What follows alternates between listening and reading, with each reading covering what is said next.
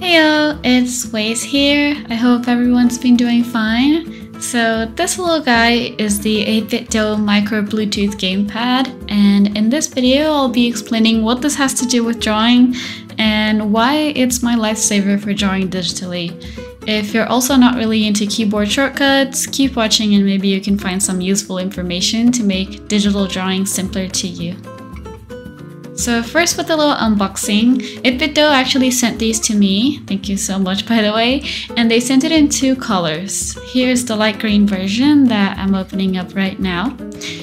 The packaging is really compact and simple, and honestly there isn't much to it other than this instructions manual in various languages. The actual gamepad, which is so small, it's really cute, just look at it, it's like a toy, and the tiniest charging cable I've ever seen. Everything is pretty self-explanatory. I just had to check out how to turn it on and how to put it in pairing mode, and I would never need that instructions manual ever again. So very intuitive, which I like because I'm not the one to read instructions. I don't take pride in that, but it's just how it is. And here's me using it in actual game mode, but honestly that's not what I want this gamepad for. As I talk about it a little bit, I'll be finishing up this cat girly sketch that I just made the other day, so come with me. I know that a lot of artists use keyboard shortcuts and that works wonders for them, but I have never been a keyboard shortcut gal. Like, it never felt natural to me, and I know that if I kept at it, it eventually would become easier and part of my process, but honestly, coming from traditional art for so many years, I just wanted a way to make drawing digitally easier and not more complicated. Like, I would actually prefer to click the little icons on the screen rather than using keyboard shortcuts because it made so much more sense than a set of random looking letters and shapes. Having to press multiple keys at the same time to get the tool I want just never seemed that simple to me or intuitive, so I was always looking for ways to make it simpler, like assigning commands to the number pad keys and sticking small stickers on them to specify what they were for, kind of like DIYing analog software icons. It worked for me for a while, but still, I just wanted to make drawing digitally even simpler. Then I read on Twitter that you can actually use Bluetooth devices, assign the keys to the commands you want, and use that as a shortcut remote. So for a while, I was using the Joy-Cons from my Nintendo Switch to do this.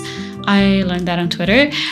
But always with that little worry in the back of my head that using them for drawing would lower their life expectancy, because we all know how finicky Joy-Cons can get, especially with the drift issue.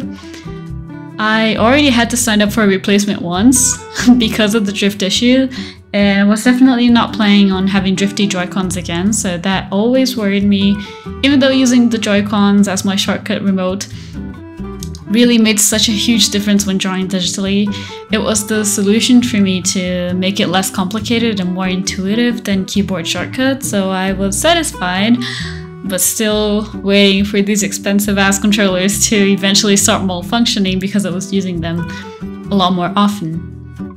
And then, as I was worrying about all of that, I actually got an email from the folks at 8BitDo asking if I'd like to review one of their products, which was the micro Bluetooth gamepad. I saw this as a great opportunity to let my Joy-Cons be Joy-Cons and have a specific little tool just for drawing shortcuts, which I have been wanting for the longest time, so I said yes, and here we are. The way that I made it work was with this little program called Joy2Key, and here are actually the commands that I set my keys to. I recommend that you experiment with it yourself so that you can set it up in a way that makes the most sense to you. I took a little time to sit down and try to notice where my fingers would naturally go on the Mini Gamepad when looking for a specific tool, and also based on the way that my Joy-Con was set up previously, based on a Twitter post I saw, which you can see right here, and customized to my most used tools. So yeah, multiple layers of customization based on personal preferences. To be honest, I think using it in this position for shortcuts could be more ergonomical, which is why the Joy-Con felt so natural, and ideally I would buy Joy-Cons that would be only used for shortcuts and keep the ones I already have for gaming exclusively, especially because I really liked using the analog sticks for zooming in and out and controlling brush size. But I mean, let's be real, Joy-Cons are expensive as hell, especially in Brazil, so this does the job very well too. I know these aren't meant to be used in the way that I do, after all they are gamepads and meant to be held like one, but I do feel that the criticism is valid as they sent it to me, an artist, as an option for drawing software shortcuts. So maybe if there was a version 2 of these with a more ergonomic grip when used as a shortcut remote, that would make it perfect. And analog sticks. But for now it's good enough. That said, I do use these every single day because it is my best option currently, and I feel that even with those keypads that are meant to be used for shortcuts when drawing, I would miss the handheld quality of having all my command options simultaneously present just by holding it. But I mean, I haven't tried those either, so it's just what I think would happen.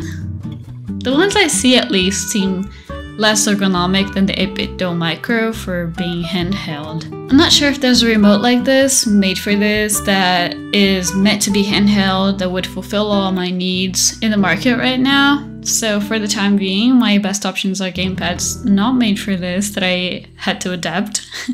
Maybe I'm the problem, but that's okay too. Maybe I'm just a picky artist. About prices, the 8BitDo currently, at the time of posting this video, retails for $24.99 USD, which is at least cheaper than its alternatives and seems to be a fair price for what it does. In this little clip, you can see me showing the red light that blinks when it's running out of battery, and much like the Apple Pencil, you don't need a lot of charge to make it last for a while. Of course, it's best if you can let it charge fully before using it again, but no one's got time for that, so when it does that, I charge it for 5 to 10 minutes and it's good to go for another 20 minutes or so, just so I don't have to stop in the middle of my workflow. So a little TLDR about the 8BitDo Micro for shortcut keys. It's light, it's compact, it's affordable, it's somewhat ergonomic and does the job very well. If I'm not mistaken, this can also be used as a shortcut key remote for drawing on iPad, because they have like a software for, you know, phones and tablets. So yeah, I haven't tested it out myself. I just use it on my desktop setup. But yeah, if you want to know more about that, I think that's also a possibility. With all that said, I think I was able to fully express my thoughts on this product and shortcuts in general. I hope you liked it. I hope this was useful in some way, and have fun with the rest of this video where I finish up this cat girl drawing. I really like the result too. I've been trying out adding some complexity to my coloring and digital art and not just cell shading all the time, so it was fun. Thank you so much for being here, and please look forward to my next video. Bye bye!